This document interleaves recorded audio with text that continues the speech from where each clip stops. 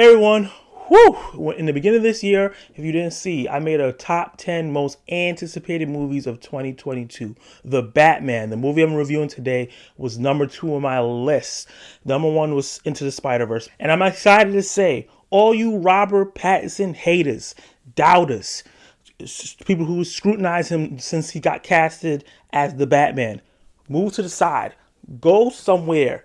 Go to Russia. Go to go somewhere secluded. I don't want to hear nothing from you guys anymore after you see this movie. If you say that he's a terrible pick for this role after seeing this movie, you're just hating. I'm sorry. It's not even a thing like, oh, you can like what you like. No, you're hating. Now that I got that away, the Robert Pattinson plays the Dark Knight, the Cape Crusader, the Batman in year 2 of his career. So he's not well established. He hasn't learned everything he learned. He's not the Batman we know and love, the one that cannot be defeated, the one that always has a plan. And he's still learning in this year. He's starting to become famous amongst the people of Gotham. He's working with Jim Gordon, and suddenly a government official, important government official, gets murdered by the Riddler, who starts leaving clues and riddles for Batman specifically. So Batman and James Gordon, who's not Commissioner Gordon just yet, is going on this long journey through the criminal world trying to figure out what the Riddler wants and why is he causing all this chaos. And we have a mystery at play that you have to follow along. This movie is a crime noir horror thriller. It really focuses on the story and the character development of the characters, and it has this old school 80s feel, 70s feel, like those old school cop detective shows and movies that you would watch, but with a modern aesthetic, and it feels like it is still now. It's like a weird combination where you can feel like this movie could, if they told you this was an old movie that was restored from the 70s, 80s, you could believe it, but also it's like, this is 2021, you see the text and the gadgets. So I'm going to talk about what I like about this movie first. I'm going to talk about the good. Hands down, this is the best live action adaptation of Batman that we've gotten so far. We've gotten some really good ones. I'm a fan of Ben Affleck's version of Batman, Christian Bale, Michael Keaton. I really like those guys a lot, but they all lack something or did something different from the comics. This feels the closest to that 90s Batman animated series, which is the best representation that we've had of the Batman so far. And this is what feels the closest. Gotham is alive as a character in its own. The grittiness, the darkness of the world and the topics and themes that's going on. And Batman's always, in the comics, in the animated series, or even in the movies and shows, we all know Batman can beat almost anyone up for the most part. But the best stories of Batman is when he is challenged up here, when someone challenged his brain because he's so smart. He's the greatest detective. And we get to see the most detective work from Batman that we've ever seen in any movie ever. It's crazy. He's a straight up detective in this movie that's just really skilled fighter. And that's where Paul Dano's Riddler comes in. You know that Riddler in the comics and in the different adaptations you have, he's usually silly, funny, but he's straight out of a Saw movie, Zodiac Killer, Seven. Matt Reeves, the director, really took inspirations from those movies to make this very horrifying, terrifying version of the Riddler that still kind of has the aspects of the goofiness that we know and love from the Riddler, but just done in a very scary and realistic way. Paul Dano does a fantastic job as his character, and when you mix it with this version of Batman that's inspired by Batman Ego, Batman Year One, Batman Zero, Long Halloween, when you mix all that stuff up, you create a very engaging, titillating story that we got here in this movie. This is a crime noir tale. So I didn't expect Jim Gordon to get so much attention in this movie because he doesn't get the attention in other movies. He was a real central character here. This was a little bit of his story as well, and that was what surprised me. This movie is called The Batman. This is early on in his career. I thought it was going to focus on him and the Riddler, but it also focuses on Jim Gordon and also Selena Kyle, Catwoman. She's not there just to be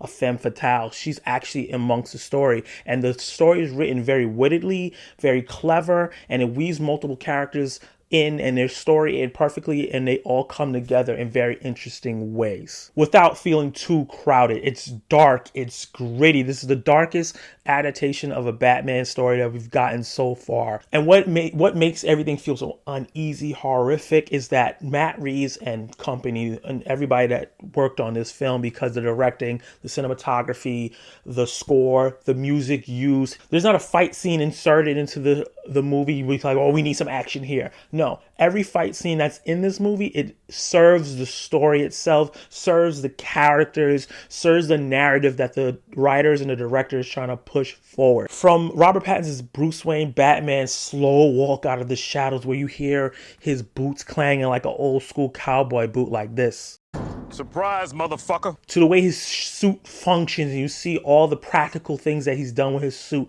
which is super dope, with the batarangs attached to his chest and the way they form the bat, to all the different tools and pockets. Because, the Adam West Batman, he always had all these different tools for every single occasion. And he definitely had that here, where it was like everything he needed was in there, but you can see it. You can see he has everything all over his body, which is super dope. So you're looking over and trying to see, what is this suit about? When I first saw the suit, I was like, I don't know, this looks kind of weird. But within the movie, seeing it in action, seeing it in motion, I absolutely love it. Even the way the writers portray and the director portrays Batman is very meticulous. He's cold, he's distant, he's like he's not part of society. He's very observant. He doesn't talk much. This is probably the Batman that has the least lines in a Batman movie ever. He's very quiet, and there's a lot of eye acting. Robert Pattinson does a lot of great body language and a lot of great emotional acting in this, because he doesn't talk too much. He's trying to keep it all in, and it helps that Matt Reeves didn't try to do a bunch of camera tricks and zoom ins and shaky cam. He keeps it in there with you tight and nice, so you can sit there with the characters and feel what they're feeling. And let's talk about the elephant in the room. Okay. Bojack, do you want to talk about the elephant in the room? wow, okay. Robert Pattinson has been, like I said in the beginning, has been criticized since he got in the role, and I wasn't too sure how he was going to do as the Batman. I do think he's a great actor, but I didn't know if he could do this. But the more and more I heard he talk about the character as we got to the movie, more and more I got intrigued about his portrayal, and I think he's the perfect young Batman. A Batman that is a rookie, a Batman that is out of touch with what's going on with Gotham, a Batman that is a little bit of a brat. He was a little bit of a brat in this movie as well. And I liked seeing this Batman not have everything together. He's learning as he's going, and you see that he's just really angry. Like all that anger you may see in the trailers and the ferociousness is here. He's pissed off, he's sad, he's depressed, he's emo, for a good reason. And that Batman that we usually get, where when he's Bruce Wayne, he's the playboy millionaire and he's trying to cover it up, he hasn't learned how to do that yet. He's just still being Batman even when he's out of the clothes. He's still observing, he's still cold, he's still distant, because he's just thinking about one thing, and that's the mission. Throughout this tale, as he's going mentally one-on-one with the Riddler, he starts opening up, and he starts figuring out how maybe this is not the right way I should be doing this. And we start seeing him go from the violent, scary vigilante to the hero we know and love. And I thought that was a great aspect, and it was done in a way where it was in your face. I didn't realize till the end of the movie that's what the movie was doing. It was kind of a true origin story, without actually going all the way back and showing his parents die and all that stuff we've seen 1,000 million times. His parents are a looming presence in this movie, obviously, but they're always going to be. That's the backbone of the Batman and why he does what he does. But the biggest thing that I love that Robert Pattinson, Matt Reeves, and everything done, they did so many things from the comics that and an animated series that I loved that a Batman, so to the point where I was pointing at the screen like, oh my god, they're doing the thing, and finally it feels right. It feels like Batman. It feels like how I wanted this character to be, how this character depicted. Batman is my second favorite DC comic hero, right behind Superman. I love this character so much, and I really always felt like it was always something a little bit missing from every adaptation, whether it was Michael Keaton not being agile enough because the suit was weird, to this kind of the same problem with Christian Bale to even more of an extent. And then I love the adaptation of Ben Affleck, but he was too violent. He killed. He broke the rule, even though there's precedent for that. But it was a little bit too much, and we didn't really get to move that forward. Here, he takes a little bit of all those different versions while making it his own, and I thought that was a really, really dope version of Batman. But he's not the only standout in this movie. Like I said, this is not just Bruce Wayne Batman's movie. This is other characters in here as well. And he has a stellar supporting cast that come in and really bolster this movie up. Andy Serkis, who plays Alfred, is not in many scenes, but he is the heart of the movie. The scenes that he is in is very impactful on Bruce Wayne's character and helps push him, progress him to opening up, and we start finding more and more about why the character is the way he is and why he's so angry all the time. And I thought he did a great job in this movie, making me care more about the Bruce Wayne aspect, because 95% of this movie, he's in the Batman suit. Jeffrey Wright was the perfect casting as Jim Gordon. Not only does he look like the character, even though he's black, he acts like the character so much, and this is the most action I've seen a Jim Gordon have in any Batman adaptation ever, maybe. Like, even in the animated stuff and some of the comic stuff, he's usually pushed to the side. He calls Batman, tells Batman the problem, and then Batman goes take it on his own. He's like, no, I'm following you. On your bike. I'm going to get in my car. You know what? You ride in my car. Let's go do this. Let's solve this, because this is my city too. And I really liked his adaptation of it. He was like an old school, pure cop that did the side face like, yeah, I'm gonna do this. I'm gonna solve this crime. I absolutely love Jeffrey Wright in this. And he was the humanity in this one. He was the person that showed Bruce that there was good people here throughout different versions of the government, because there was a lot of corruption that this story was dealing with throughout the government in Gotham, and he was the humanity here, and almost Batman's equal. And Zoe Kravits does a great job as Selena Kyle. She's not my favorite Catwoman. That's still Michelle Pfeiffer, but I can see her becoming a Michelle Pfeiffer level, because this is like an origin story for her as well. That's the thing about this movie. All the characters are at the start, so they're not the perfect versions of the characters, but you can see the seeds are planted there for them to be that, and she does a great job being the femme fatale counterpart to Batman, and also bring him down to earth. Like I said earlier, this Batman's kind of out of touch. He's sitting in his tower, looking down on people, beating up thugs when he wants to, and then retreating. Selena Kyle's in the streets, and she sees what's going on. She sees all the torture. She sees all the crime, and she questions him and tells him about himself without even knowing, and really pushes him forward to becoming the hero we know and love, which makes sense because Selena Kyle kind of does that to the Batman in the comics as well. So I thought that was great. I thought the chemistry between Robert Pattinson and Zoe Kravitz was off the chain. I was like, yes, let's do this. Catwoman, the cat in the bat. This is the love that we need. Let's get them married right now.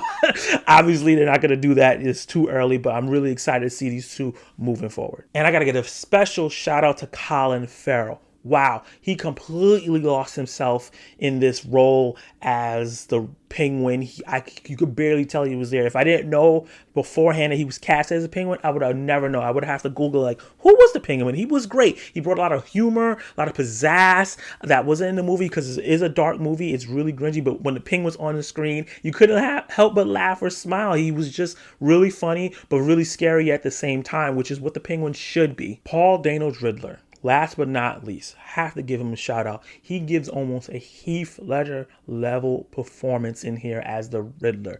He doesn't make it because he's not in the movie as much as I thought he was going to be, so he didn't have as many moments as Joker did to really cement himself, but he did a fantastic job as this character, being this terrifying character inspired by the Zodiac Killer, Jigsaw, and characters from Seven.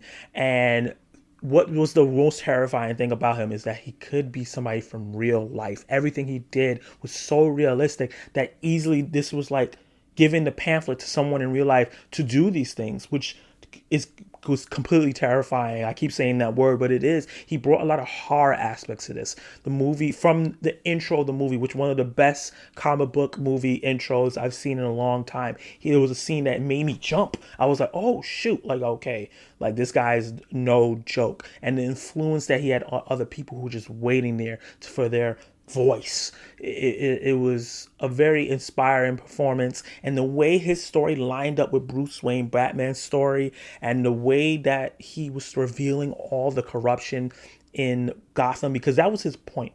Sometimes the Riddler seems like he doesn't have a point. He just wants to challenge people with riddles, and he's doing bad stuff and he's killing people, but it feels senseless. He had a motive here that made sense. I understood where he was coming from, and obviously these days they try to make every villain relatable and understand where they come from. I still, obviously he was doing the wrong things, but I understand what would push him to go toward that direction. And it really gives you insight to a lot of the things that's happening here, a lot of serial killers that we have here, a lot of domestic shooters and stuff like that we have here. He's inspired by all of that, and those bring in the social themes that we have in this movie.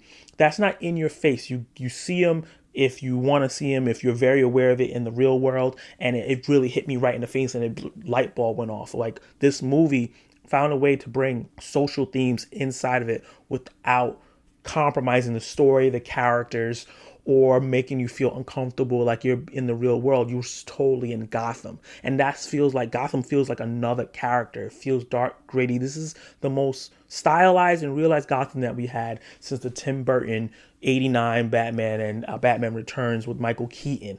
It feels realistic, but there's just flares of the Tim Burton verse throughout the movie, which made it great. Now let's talk about the bad. This is a damn near perfect movie for me. I have like slight nitpicks that I don't want to talk about here because there would be a spoiler, but the things I'm going to have to say is the things that I think other people might not like. This is a crime noir thriller, and it is a almost 3-hour movie. It's like 2 hours and 56 minutes with the credits, probably 2 hours and 50 minutes. And it's slow, it's meticulous, it's a slow burn. They build up to a reveal, but there's not a lot of action. The action is there to serve the story. It's not flashy, it just doesn't stay too long. You're not gonna get a Batman in the warehouse scene from Batman versus Superman or anything like that. It's hard hitting, it's gritty, it's entertaining when it happens, but it's not a lot of action throughout the movie. It's mostly about the detective work, the reveals, the characters in turmoil, and the story that's going on. But that might not work for everybody. If you're not into crime thrillers or noirs or detective stories, that part of the movie, which is a big chunk of the movie, might be a turnoff. And another thing, the expectation these days for comic book superhero movies is for it to be fun, a lot of jokes, be very witty, and just take you on a joyride. This is not a joyride. It's depressing, it's dark, it's gritty, it gets uncomfortable at times. So I wouldn't say that this movie is fun. I had a blast because I like these kind of movies. I don't want to watch them all the time, so I do appreciate the blockbusters that are fun, but we do need things like this. And I understand that not everybody wants this. People go to the theater to lose themselves into the fun and stuff like that. So I can see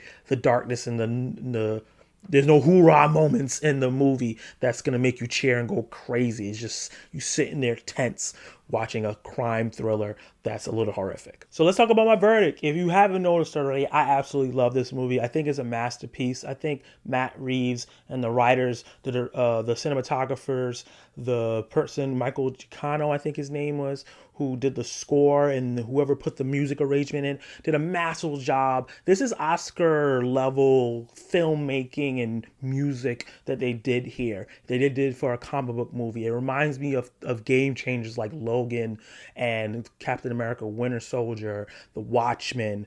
That level of like, you can take comic book movies seriously and has thematic social themes that are woven throughout the movie while still having the comic book aspect of it. I was very surprised by this movie. The trailers undersell how big the movie goes. Wish and hope that everybody watches this and give it a try. Even if you're not super into crime noir, I think the comic book aspects will keep you engaged. And the best part of it is the mystery. The mystery keeps you engaged and guessing, and there's swerve after swerve, but they're not swerve for just swerve purposes. It all makes sense, and it pulls from the source material. like I said, I really love this movie. I could talk about it forever, but I'm gonna give you my grade. I give this movie an A. Comment your thoughts down below about the Batman. Tell me how hyped you were and if it met your expectations, because it went past my expectations completely. I love this movie so much. Like the video if you like my review. Subscribe to my channel. Hit the notification bell so you can be notified of more of my videos. Subscribing really helps. And I hope everyone has a great day. Watch the Batman, and you can actually watch more of me right now.